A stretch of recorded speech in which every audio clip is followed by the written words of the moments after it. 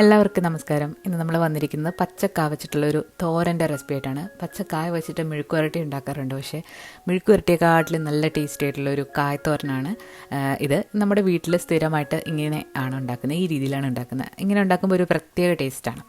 അപ്പോൾ നമ്മൾ പച്ചക്കായ എടുത്തിട്ടുണ്ട്, ഒരു 5 മുതൽ 6 വരെ പച്ചക്കായ ഉണ്ട്. അപ്പോൾ ഇത് നമുക്ക് തൊലി കളഞ്ഞതിന് ശേഷം നമുക്കൊന്ന് അരിഞ്ഞെടുക്കണം. പച്ചക്കായയിൽ കുറച്ച് കറ ഉണ്ടാകും, അപ്പോൾ നമ്മൾ ഇതിൻ്റെ തൊലി ഇതുപോലെ ആദ്യം ഒന്ന് എടുത്ത് മാറ്റിയിട്ട് അവിടെ ആയിട്ടൊന്ന് ചെത്തി കളയുന്നുണ്ട്. അപ്പോൾ ഇനി ഇത് കളഞ്ഞതിന് ശേഷം നമുക്ക് ഇനി ചെറു ചൂടുള്ള വെള്ളത്തിൽ ഇട്ട് വെക്കാം. എല്ലാം ഇതുപോലെ ഒന്ന് ചെയ്തെടുക്കാം. അപ്പോൾ ഇത്തവണ നല്ലൊരു കായാണ് നമുക്ക് കിട്ടിയിട്ടുള്ളത്. നല്ല വിളഞ്ഞ കായാണ്, പെട്ടെന്ന് തന്നെ നന്നായിട്ട് വെന്ത് കിട്ടി. അപ്പോൾ നമുക്ക് ഒന്ന് കഴിയുന്നതിന് ശേഷം വീണ്ടും ഇത് നന്നായിട്ടൊന്ന് അരിഞ്ഞെടുക്കണം. അപ്പോൾ നിങ്ങൾക്ക് നേന്ത്രക്കായ എടുക്കാം, അല്ലാന്നുണ്ടെങ്കിൽ സാധാരണ നമ്മുടെ വീട്ടിലൊക്കെ കായ കുലയ്ക്കുമ്പോൾ പച്ചയായിട്ട് എടുത്തിട്ട് നിങ്ങൾക്ക് ഈ തോരൻ ഉണ്ടാക്കാവുന്നതാണ്. അപ്പോൾ ഇനി നമ്മൾ കുറച്ച് ചെറിയ ചൂടുവെള്ളത്തിൽ ഉപ്പിട്ട് വെച്ചിട്ടുള്ളതാണ്. അതിലേക്ക് വളരെ ചെറുതായിട്ട് അരിഞ്ഞിട്ടുള്ള കായ കഷ്ണങ്ങൾ ചേർത്ത് കൊടുത്ത് കുറച്ച് നേരം ഒന്ന് ഇട്ട് വെക്കാം. ഇങ്ങനെ ചെറു ചൂടുവെള്ളത്തിൽ ഉപ്പിട്ടില്ലെങ്കിലും നിങ്ങൾക്ക് കഞ്ഞിവെള്ളം ഉണ്ടെങ്കിൽ കഞ്ഞിവെള്ളത്തിൽ കുറച്ച് നേരം ഇട്ട് വെച്ചാൽ ഇതിൻ്റെ കറ നന്നായിട്ട് പോയി കിട്ടും. കറ പോയിട്ട് ഇതുണ്ടാക്കുമ്പോഴാണ് കറക്റ്റായിട്ട് കുഴയാതെ നല്ല പെർഫെക്റ്റായിട്ട് ഇത് കിട്ടുന്നത്.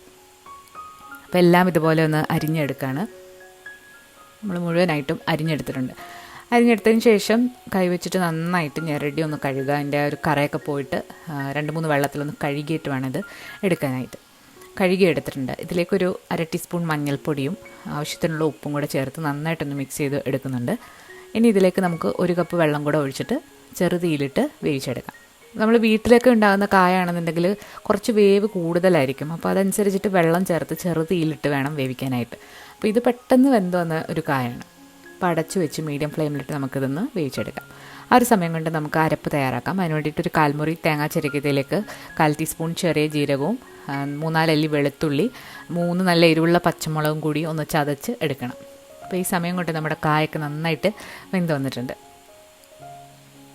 അപ്പോൾ ഇത് കുഴഞ്ഞൊന്നും പോകാതെ നല്ലതായിട്ട് തന്നെ വെന്ത് വന്നിട്ടുണ്ട്. നല്ല വെണ്ണ പോലെ അലിയുന്ന ഒരു കായായിരുന്നു.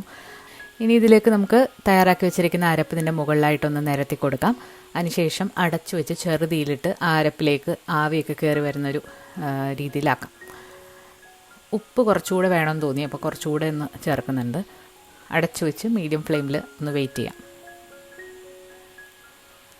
അപ്പോൾ അടച്ചു വെച്ചിട്ട് കുറച്ച് നേരമായിട്ടുണ്ട്. നമുക്കിനി ഇത് തുറന്നിട്ട് നന്നായിട്ടൊന്ന് ഇളക്കിയെടുക്കാം. നന്നായിട്ട് തന്നെ മിക്സ് ചെയ്തെടുക്കുക. നമ്മൾ ഈ കപ്പയൊക്കെ വേവിക്കുന്ന പോലെ തന്നെയാണ് ഈ ഒരു കാത്തോരൻ. ഇതും മീൻകറിയും കൂടെയാണ് നല്ല കോമ്പിനേഷൻ. അപ്പോൾ എല്ലാവരും ഒന്ന് ട്രൈ ചെയ്ത് നോക്കണം. അപ്പോൾ ഈ രീതിയിൽ തോരൻ ഉണ്ടാക്കാത്തവർ തീർച്ചയായിട്ടും ഒരു തവണ ഒന്ന് ട്രൈ ചെയ്ത് നോക്കേണ്ട ഒരു റെസിപ്പി തന്നെയാണ്.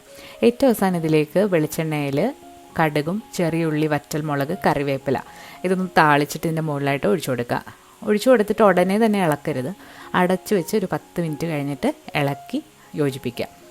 അപ്പോൾ ഇത് എൻ്റെ അമ്മ ഉണ്ടാക്കുന്നൊരു സ്പെഷ്യൽ റെസിപ്പിയാണ്. എൻ്റെ അമ്മയുടെയും ഏറ്റവും ഫേവറേറ്റ് ആയിട്ടുള്ളൊരു തോരനാണ്. മീൻകറിയുടെ കൂടെയാണ് ഇത് കഴിക്കാനായിട്ട് ഏറ്റവും നല്ലത്. മീൻകറിയും ചോറും ഈ ഒരു തോരനും അടിപൊളിയാണ്. അപ്പോൾ എല്ലാവരും ഒന്ന് ട്രൈ ചെയ്ത് നോക്കിയിട്ട് അഭിപ്രായങ്ങൾ അറിയിക്കുക. പുതിയൊരു വീഡിയോ ആയിട്ട് നമുക്ക് വീണ്ടും കാണാം. താങ്ക്